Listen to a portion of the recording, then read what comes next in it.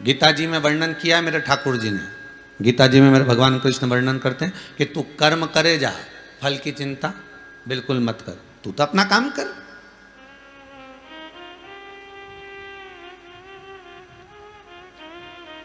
फिर एक प्रश्न खड़ा हो जाता है, व्यक्ति को भाग्य का मिलता है कि कर्म का मिलता है? क्योंकि दुनिया के कई लोग ऐसे हैं जो अपने भाग्य पर विचार कर कर बैठे हैं कि अभी समय नहीं अच्छा, अब समय जब अच्छा आएगा तब मिलेगा, अभी समय अच्छा नहीं है, जब आएगा तब मिलेगा, अभी समय अच्छा नहीं है, ऐसा। तो वो भाग्य का इंतजार कर रहे हैं कि आएगा समय, आएगा समय आएगा, और मालूम पड़े आया भी और चले भी गया, क्योंकि तुम उसमें कर्म ही नहीं कर पाए।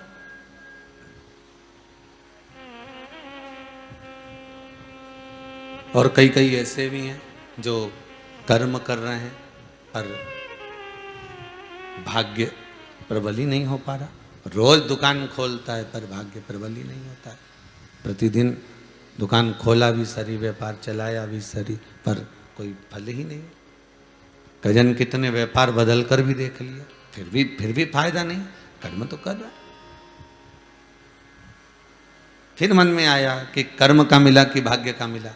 सरल भाषा में समझना, बैंक के लॉकर में आप अपनी रकम रखने जाते हो, अंगूठी, चेन, मोबाइल, पर्स, जो भी कुछ बैंक के लॉकर में जो तुम्हारे पास में दौलत है, सत्ता है, वो तुम लॉकर में रखने जाते हो। उस बैंक के लॉकर के दो चाबी होती है, एक मैनेजर के पास होगी, एक आपके पास होगी। मैनेजर अपनी चाबी को कितना भी घुमा ले, लॉकर खुलेगा क्या? नहीं। और आप चले जाओ अंदर और अपनी चाबी कितनी भी घुमा लो, लॉकर खुलेगा क्या? नहीं। मैनेजर भी चाबी घुमा कर देख ले तो लॉकर नहीं खुलने वाला, और आप भी अपनी चाबी घुमा कर देख लो तो लॉकर नहीं खुलने वाला। लॉकर कब खुलेगा? लॉकर किस समय खुलेगा? कि तुम अपनी चाबी तो घुमा रहे हो, पर मैनेजर आएगा, चाबी घुमा कर जाएगा और लॉकर एक क्षण में खुल जाएगा। उसी तरह शिव महापुराण की कथा कहती है कि कर्म करे जाओ, कर्म की चाबी को घुमाए जाओ, कर्म की चाबी को आप घुमाने में देरी मत करो, कर्म करे जाओ, कर्म करते जाओ, करते जाओ, करते जाओ, और परमात्मा के चरणों में विनती करते जाओ कि तू भाग्य की चाबी घुमाने जरूर आ जाना। और वो मैनेजर जब आएगा, अपनी चाबी घुमा कर जाएगा और लाकर खुल जाएगा। कर्म आपको करना है, फल वो दे।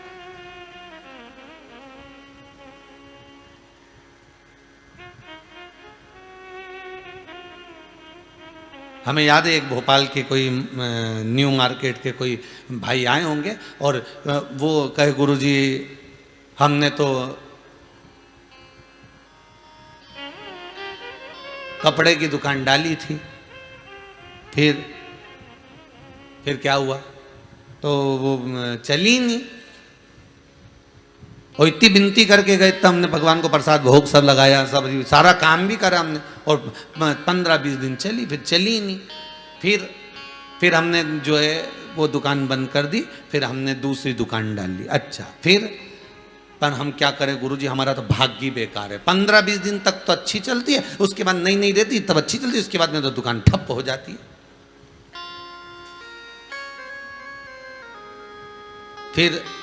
फिर हमने वो वाली दुकान भी बंद कर दी। अच्छा, फिर हमने कोई दूसरी डाली और दूसरी डाली, फिर हमने वही करना चाहा, फिर वैसा की वैसे ही किया, फिर 15-20 दिन चली, फिर ठप हो गई।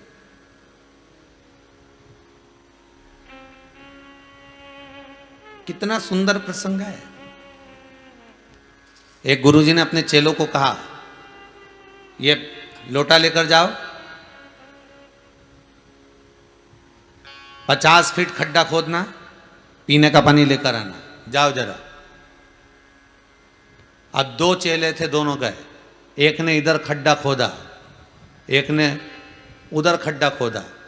अब एक जो खड्डा खोद रहा था ना, वो थोड़ा बहुत 15-20 फीट तक तो खोद ले, खोदने के बाद में 50 फीट तक खोद लिया, पर पानी तो आया ही नहीं। इसने दूसरा खड्डा खोदना चालू कर दिया, अब उसमें भी पानी नहीं आया। इसने तीसरा खड्डा खोदा, इसमें भी पानी नहीं आया। चौथा खड्डा खोदा, उसमें भी पानी नहीं आया। और वो व्यक्ति खड्डा खोद रहा है, एक और शिष्य खड्डा खोदे जा रहा। गुरुजी ने कहा, आ जाओ वापिस। ये वापिस गया, पानी निकला। अरे गुरुजी, एक नहीं 10 खड्डे खोद लिए और पानी नहीं निकला। अच्छा, दूसरा चेला आया लोटे में पानी भरकर, बेटा तू पानी लिया है? हाँ गुरुदेव मैं लिया यार। खड्डा खोदा? हाँ गुरुदेव। 50 फीट पे नहीं निकला, मैं और खोद दिया, पर पानी निकल गया, मैं लेकर आ गया। अच्छा ला पानी। गुरुजी ने पिया तो चेले से कहा, ये देख 10 जगह पर खड्डे खोदोगे तो पानी मिलने वाला नहीं है, एक ही जगह दम से खोद ले, पानी निकलकर बाहर आ जाएगा। उसी तरह 10 जगह पर जाकर भटकोगे, 10 जगह पर जाकर माथा रगड़ोगे, 10 जगह पर जाकर विनती करोगे, 10 जगह पर जाकर प्रार्थना करोगे तो काम होने वाला नहीं है। बस एक जगह शंकर को ऐसा पकड़ ले, शिव का अनुमोदन, शिव का स्मरण ऐसा कर ले, और शंकर की भक्ति में एक बार इतनी तल्लीनता से डूब जा, इतना डूब जा कि अंतिम क्षण में वही शंकर तुझे दर्शन देने आ जाए, तो समझ कि तूने खड्डा खोदा। नहीं तो मालूम पड़े थोड़े दिन आए, अभी थोड़े दिन आएंगे तो गणेश जी को मना लो, थोड़े दिन शंकर जी को मना लो, थोड़े दिन देवी जी को मना लो, थोड़े दिन इनको मना लो, थोड़े दिन उनको मना लो, सारे देवी देवता को मना लिया। अब सारे देवता तो भैया खा पी के चले गए। उन्होंने कहा अपन तो मेहमान थे, अब इसके घर में एक देवता, अब गणेश जी आए तो मेहमान, देवी जी आई तो मेहमान, पितृदेव आए तो मेहमान, लक्ष्मी जी आई तो मेहमान। इस मृत्यु लोक में जितने आ रहे हैं सारे मेहमान है, पर मृत्यु लोक का एक देव है, वो देव अधिदेव महादेव है। बस उसको अगर पकड़ लिया होता, उसका स्मरण अगर हमने कर लिया होता, उसकी भक्ति में अगर हम डूब गए होते, इतना डूब गए होते, इतना नीचे चले गए होते कि एक दिन देव अधिदेव महादेव, मेरा शंकर, मेरा करुणा सागर, मेरा त्रिकालदर्शी, मेरा कैलाशी सम्मुख में आकर खड़ा हो जाता, बिल्कुल सामने आकर खड़ा हो जाता, एकदम सम्मुख।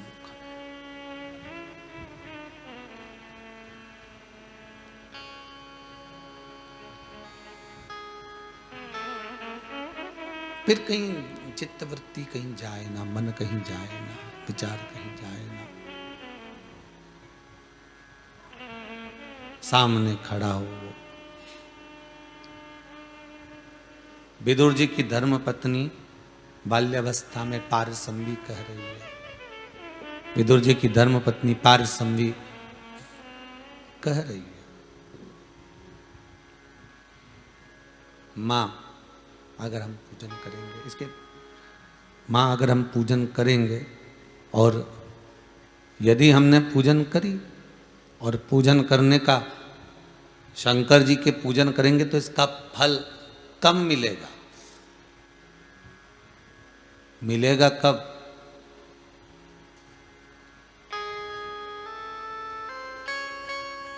पारसंवी विदुर जी की धर्मपत्नी बाल्यावस्था में मां से प्रश्न करती है और मां उत्तर देती है। क्या उत्तर दिया मां ने? मां ने कहा, बेटा फल की कामना से किया गया कोई भी कार्य सफलता नहीं मानी गई है, उसमें सफल नहीं माना गया। तुम एक काम करो बेटा, शंकर के मंदिर में जाकर स्नान कराना, शिव जी को शंकर के मंदिर की बुआरी लगाना, झाड़ू लगाना, पोछा लगाना, शंकर का श्रृंगार करना, शंकर के भक्ति में डूबे रहना। शंकर कब फल देंगे ये मुझे मालूम नहीं, पर देगा जरूर, ये पक्का।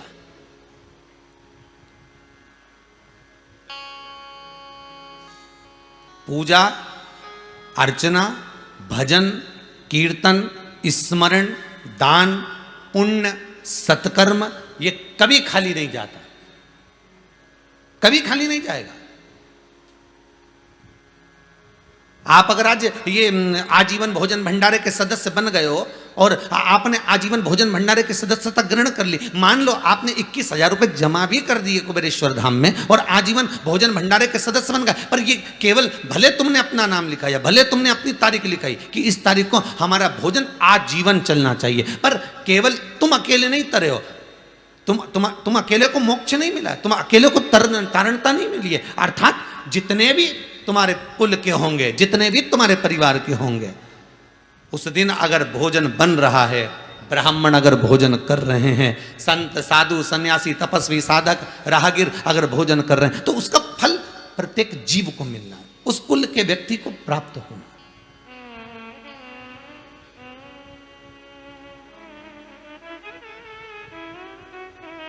प्रत्येक जीव। फल क्या है?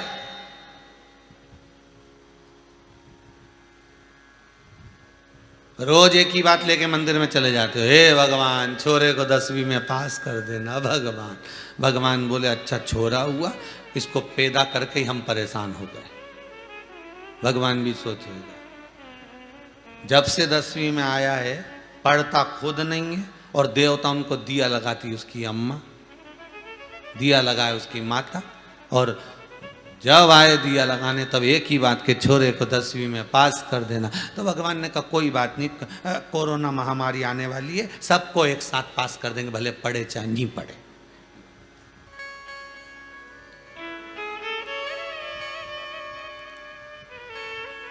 और ऐसी कोरोना महामारी आई, सारे स्कूलों में कह दिया गया कि रिजल्ट बना लो। तो टीचर बोले बनाए कैसे ये तो बताओ। तो कि पुराना रिजल्ट देख लो, जैसे जैसे थे वैसे वैसे बना दो, फालतू का टेंशन मिटा।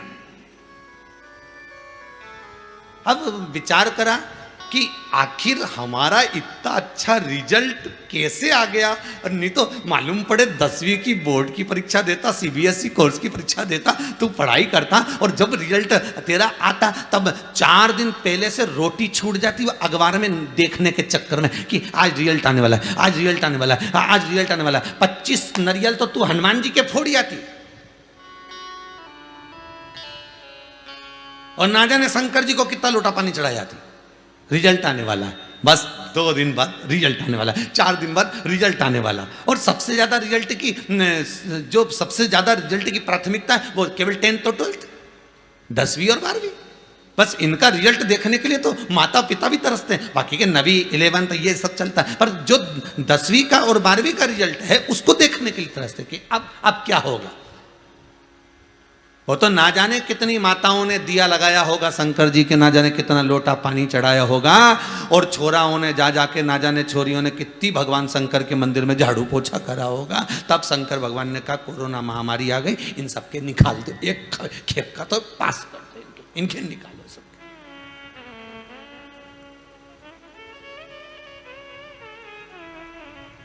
अभी अभी अखबार में पढ़ा था, अभी कुछ दिन पहले अखबार में पढ़ा था कि एक 68 वर्ष की आयु में पेपर देने बैठा, 68 वर्ष की, पहले पेपर दिया होगा तो रिजल्ट उस समय पर नहीं आया, तो उसने दूसरा प्राइवेट फॉर्म भर दिया था, और भर दिया और लॉकडाउन लग गया, तो 68 वर्ष की आयु में 10वीं में पास होना पड़ा। अब करा नहीं करे तो कहीं करे, दिया लगाया होगा,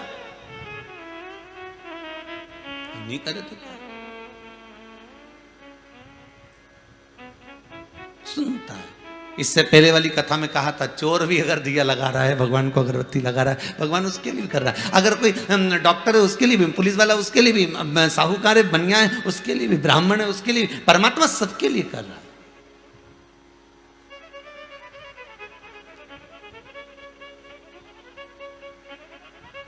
बड़ा है दयालु भोलेनाथ डमरू वाला, जिसके गले में विषधर काला, भोलेनाथ डमरू वाला।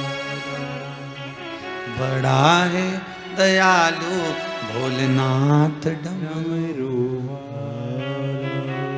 शिव का डमरू डम डम बाजे, बड़ा कृपालु, बड़ा दयालु।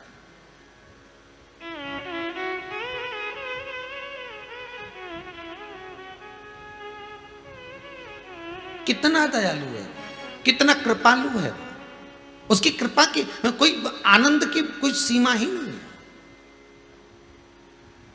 मुझे फल क्या मिलेगा? विदुर जी की धर्म पत्नी पारसंवी बाल्यावस्था में अपनी मां से पूछती है, लोटा भर के पानी चढ़ाने का, बुआरी लगाने का, साफ करने का फल क्या मिलेगा? पारसंवी से पारसंवी की माता बोलती है कि तू कर्म कर, फल उसे देना। तुम तो कर्म करो,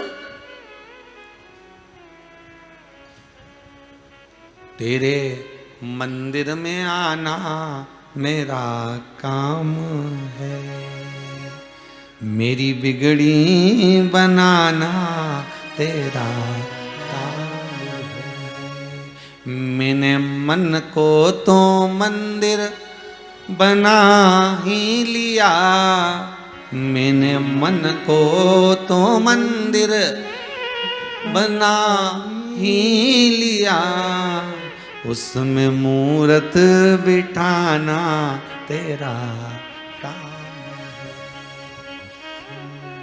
तेरी चौखट पर मैं आ तो गया, मुझे दर्शन दिखाना तेरा काम है। अब आगे मर्जी तेरी, आप तो उसके चौखट तक पहुंच जा, उसके दरवाजे तक पहुंच जा, और उसके द्वार तक जब तुम पहुंचोगे फिर मन उसका है, चित्तवृत्ति उसकी है।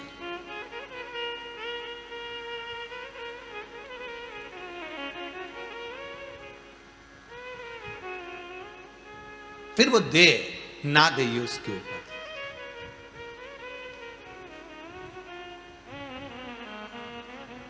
एक दिन पारसंबी पूजन करते करते 12 वर्ष की हो गई। शंकर जी के मंदिर में आज पारसंबी पहुंचकर बुआरी लगा रही थी।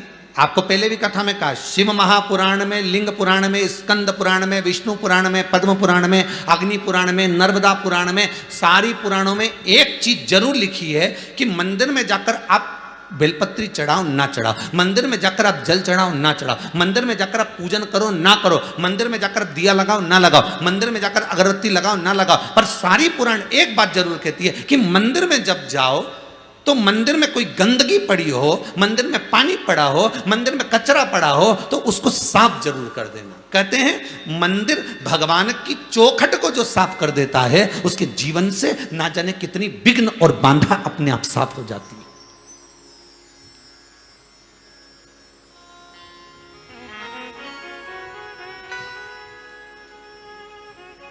आप अगरबत्ती लगाएं ना लगाएं, आप दिया लगाएं ना लगाएं, आप पूजन करें ना करें, आप भगवान को चंदन लगाएं ना लगाएं, पर उस मंदिर में जाकर उसकी सफाई जरूर कर दें। बहुत जरूरी है। और अभी से ज्यादा जरूरी है सावन का महीना आएगा नहीं, जब ज्यादा जरूरी है, क्योंकि माताएं सब फिरी रहती सावन के महीने में। आई ने लोटा भरी लाई और पानी अलग गिरे तो सब पाँव उनका कीचड़ में, क्योंकि घर से चप्पल पहन के तो जाए नहीं, तो वो सब कीचड़ में भयंकर पाँव। और वहीं बाहर मंदिर के टाट पड़ा, पैर पोंछनी पड़ी, उससे जो पाँव में पाँव ने पोंछा तो और कीचड़ भरी गया, वो टाट का और लग गया। और अंदर गई, पाँव धरती धरती धरती धरती शंकर जी के पास पहुंची, इतना सारा कीचड़ कीचड़ कीचड़, जहाँ देखे वहीं ढेर भरिया। तो सब लोग अब मन में सोचे बैठूं का, अब ये जैसे लेके लोटा पहुंची ना, कलश लेके पहुंची, तो इसके मन में आया कि मैं बैठूं कहाँ। तो ऐसी कंजन कितनी है, ये सब यही विचार करे बैठूं कहाँ, और वही कचरा करके गई जो कि बैठूं कहाँ। कचरा वही करी है जो बैठूं कहाँ। सब दूर पटक पटक के चली गई यहां से माता, और दह कीचड़।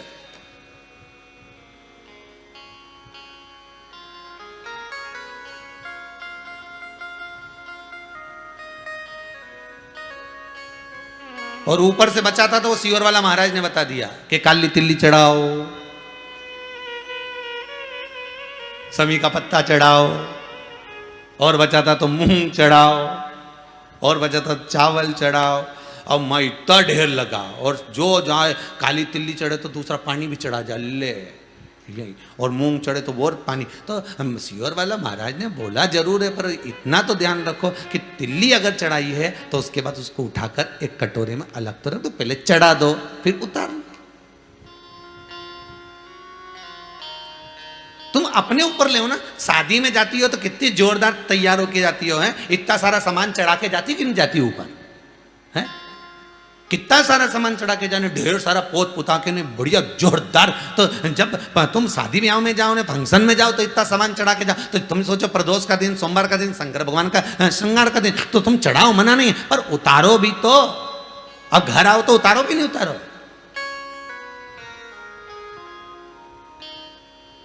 और कहीं कहीं की तो इतनी समझदार है कि शादी में जैसे ही निपटे नहीं, पार्टी में से जैसी गाड़ी में बैठी वहीं से उतारना चालू कर दे, तो वहीं से। तो कहीं कहीं की समझदार भी रहे, ऐसा नहीं कि नहीं रहे, वो तो वहीं से चालू हो जाए।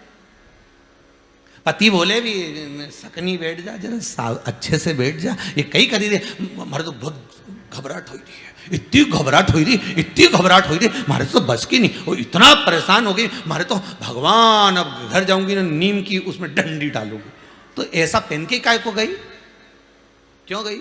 और ऊपर से वो हार पहन गई, कसा जोर तक। अब उसकी गुलाब जामुन नीचे नहीं उतरी, यहीं पड़ी गई, उतरी कहीं मतलब। भगवान बोला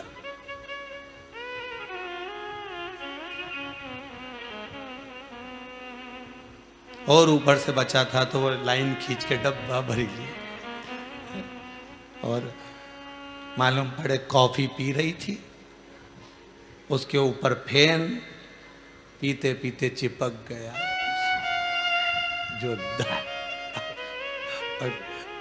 अब पहुंच सकती नहीं, क्योंकि चक्कर ये है कि इधर की इनंग पहुंच जाए तो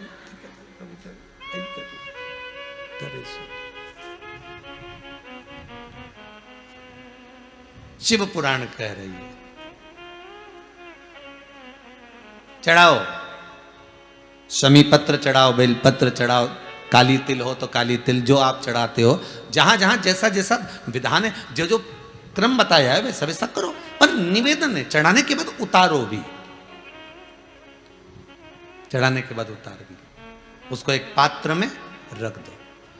पूरा की पूरा मत चढ़ाओ, थोड़ी सी काली तिली चढ़ा दी, ज्यादा लेकर आए हो तो एक और रख दो, पंडित जी से कह दो ये रखा है।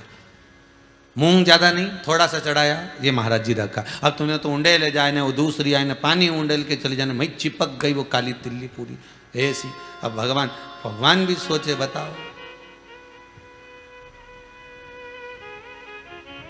जब 84 महादेव की यात्रा करी थी, जो लोग हमारे साथ में गए थे 84 महादेव करने के लिए 2-1 साल पहले, तो उस समय पर सबको मालूम होगा कि मंदिर के अंदर हमने प्रवेश नहीं दिया।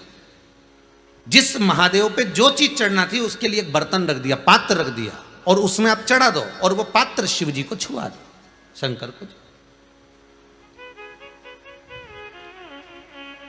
जिन्होंने 84 महादेव हमारे साथ करे थे, हाँ उनको ज्ञात होगा, वस्तु चढ़ाई जरूर है पर शंकर को समर्पित जरूर करिए। तो फिर निवेदन करेंगे, आप जाओ मंदिर में, पर मंदिर में जाते समय इतना भान जरूर रखना कि हम कुछ चंदन लगाएं, अगरबत्ती लगाएं, दिया लगाएं, धूप बत्ती लगाएं, ना लगाएं, पर शंकर के मंदिर में सफाई होना जरूरी है, शिव के मंदिर में साफ होना जरूरी है। उसका कारण क्या है? क्योंकि भगवान विष्णु के मंदिर में कीचड़ नहीं हो सकता, क्योंकि वहां तो पहले से ही पोछा लगा, वहां कौन सा पानी रोज का चढ़ रहा है? राम जी के मंदिर में कौन सा रोज का पानी चढ़ रहा है? भगवान सांवरिया सेठ के मंदिर में कौन सा रोज का पानी चढ़ रहा है? जितने भगवान के मंदिर जाओगे, भवानी आदि, वहां कौन सा रोज पानी? पर शंकर जी को तो रोज गंगा का जल चाहिए, बिना जल के तो रहते ही नहीं। तो किसी ने पूछा आखिर शंकर जी को ये रोज पानी चढ़ाने का विधान क्या वर्णन करता है? तो शिव महापुराण की कथा में विद्येश्वर संहिता में लिखा, लिंग महापुराण के अंतर्गत वर्णन करा, और साथ में स्कंद पुराण में कहा गया कि शंकर को तृप्ति का भान कराता है जल। अब कहा कि जल तो गंगा का होना चाहिए, फिर यहां शास्त्रों में लिखा कि गंगा का जल से अभिषेक करो शंकर भगवान का। तो अपन तो घर का लोटा से पानी भर दे, मटके का पानी ले जाए, टंकी का पानी ले जाए भगवान को चढ़ाने के लिए, तो भगवान स्वीकार करता है क्या? शिव महापुराण की कथा कहती है तांबे के लोटे में जो जल भरा जाता है और उसको शंकर के दरवाजे पर, चौखट पर लांग कर जब हम जाते हैं, शिव को समर्पित करते हैं, जैसी शिव की चौखट में हम प्रवेश करते हैं, मंदिर के अंदर प्रवेश करते हैं, उस समय पर भगवान शंकर के दरवाजे के नंदी भृंगी, उसको भगवान शिव के जो गण होते हैं उसको गंगा का जल निर्मित कर देते हैं, उस कलश को ही गंगा का जल कर देते हैं, उसी को गंगा जल कर।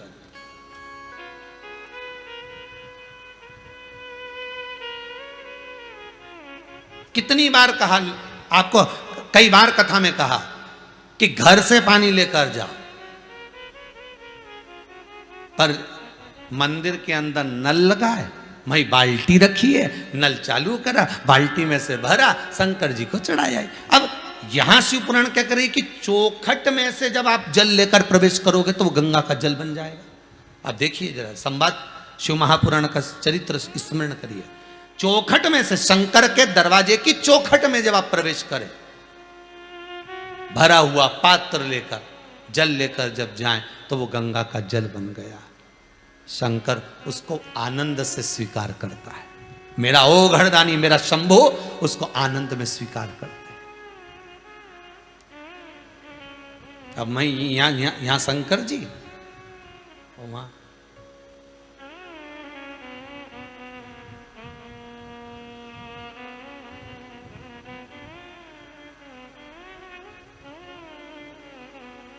ये कुबेर भंडारी का जो मंदिर कुबेरेश्वर महादेव बन रहा है, तो कई ब्राह्मणों ने भी कहा, कई लोगों ने कहा एक काम करना गुरुजी, अंदर एक नल लगवा देना, तो लोग वहाँ से पानी भर लिया करें और भगवान शंकर के चढ़ा दिया करें। हमने कहा नल तो लगवाएंगे पर कुआं के पास लगवाएंगे, यहाँ से लोटा भर के ले जा, चढ़ा के लोटा ला के वापिस यहीं धर, पर मंदिर के अंदर नल नहीं लगवाएंगे। तुम्हारा क्या, तुम तो वहीं उंडेलती जाओ, ढोलती जाओ, उंडेलती जाओ, ढोलती। शंकर जी भी सोचे घर से तो फ्री होके आई है, वैसे भी सीहोर से 9 किलोमीटर दूर आई है, तो 9 लोटा तो चढ़ाएगी। अब शंकर जी को भी लगेगी ये फ्री होके तो आ गई है। अब इतनी दूर कुबेरेश्वर धाम में, सीहोर से 9-10 किलोमीटर दूर है, और ये बाईपास से इतना जंगल एरिया एकांत में, अगर कोई व्यक्ति आएगा तो क्या 15 मिनट में घर चले जाएगा वापस? वो तो आया तो 2-4 घंटा तो रुकेगा, मंदिर भी दर्शन करे, जहाँ जाए भी नहीं आए भी, और मन में आएगा तो भोजन भी कर लूँ, अब कहीं घर जाऊँ नहीं बनाऊँ कहीं करूँ, तो उसने भोजन भी, तो उसने सोचा अब शंकर जी की अच्छी जोरदार नहा के जाऊँगी, चाहे कुछ भी हो जाए। अब वो तो लगेगी। और अगर नल यहाँ कुएं के पास होगा और कुबेर भंडारी वहां होगा, है, अब इतनी दूर लोटा भरने बार बार आएगी क्या? भाई एक बार अंदर घुसी गई तो दूसरी बार बाहर निकले, एक बार अंदर चली जाए तो बाहर निकलने में टाइम तो वो तो सोचेगी कि अपन नहीं, अब ने तो एक लोटा चढ़ा लिया, वही पड़ोसन को भी दे दिया, ले तू भी चढ़ा ले, तू भी चढ़ा ले, तो वहां से भर के लाना पड़ेगा।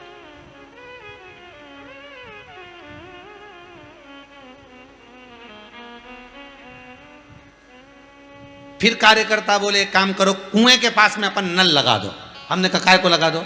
एक रस्सी एक बाल्टी दो, भरो, खींचो, चढ़ाओ, तब तो आनंद आए। अपने हाथ का बेलपत्री का पौधा तुमने लगाया, अपने हाथ की बेलपत्री का वृक्ष लगाया, और उसकी पत्ती तोड़कर जब शंकर को चढ़ाओगे तो आनंद कितना मिलेगा।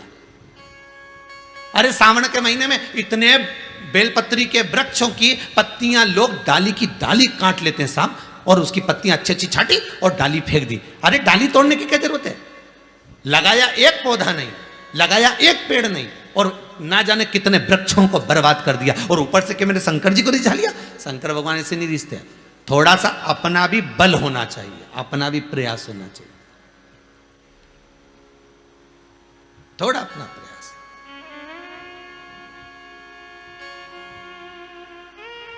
फल क्या मिलेगा? तो क्या फल बस यही मिलेगा कि तू जो मांगेगी वो मिलेगा। अब बच्चों को तो समझा सकते हो ना, ये कि ये हनुमान जी का मंदिर है, जो मांगोगे मिलेगा, ये राम जी का मंदिर है, जो मांगोगे मिलेगा, ये भोलेनाथ जी का मंदिर है, जो मांगोगे मिलेगा, ये शंकर जी का, ये राम जी का, ये कृष्ण जी का मंदिर है, जो मांगोगे मिलेगा। तो यहां पर पारसमवी विदुर जी की धर्म पत्नी जो 12 वर्ष की कन्या है, वो अपनी माता से पूछती है इसका फल क्या मिलेगा? तो मां ने कहा दिया जो तू मांगेगी वो मिलेगा। तो पारसमवी ने एक शब्द कहा, मैं मांगूंगी वो मिलेगा, बिल्कुल मिलेगा, पक्का पक्का, मैं चाहती हूं। अब इसने तो परीक्षा लेना चाहिए भगवान की। मैं चाहती हूं कि भगवान विष्णु श्री हरि मेरे घर में आकर कुछ खाकर जाए। हो सकता है? कौन कर रही है? पारसमवी।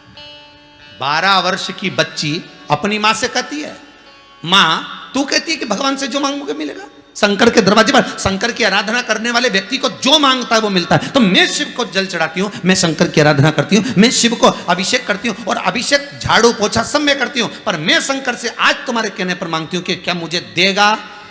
इतने में पारसमवी की माता ने कहा जरूर देगा, विश्वास रख, और जो तू मांगेगी वो देगा। तो पारसमवी ने आज भगवान शंकर के मंदिर में झाड़ू पोछा कर कर भगवान शिव का जब श्रृंगार करने बैठी, पेड़ों की पत्तियां तोड़ कर ली आई, और पत्तियों से शंकर जी के शिवलिंग का श्रृंगार कर रही पारसमवी। विदुर जी की धर्म पत्नी जो 12 वर्ष की अवस्था में वो पारस में वो श्रृंगार कर रही, और श्रृंगार करते करते बाबा से कहती है मेरी एक तमन्ना है, वो भी मेरी माँ ने कहा कि भगवान से जो मांगोगे मिलेगा, तो मेरी तमन्ना पूरी करना, मेरे दरवाजे पर मेरे घर में भगवान विष्णु मुख झूठा करने आए, ये मेरी आपसे विनती है। अब कई लोग कहे कि दुर्योधन के 56 भोग छोड़ दिए और विदुर जी के यहाँ क्या था ऐसा, क्यों गए, किस लिए गए, ये शंकर की आराधना करी थी इसलिए गए।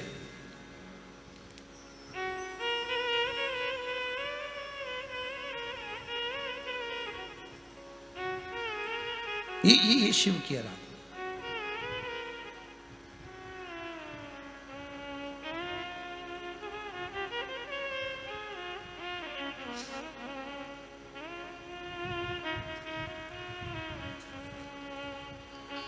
आज मेरे भोले का सारा जगत दीवाना है,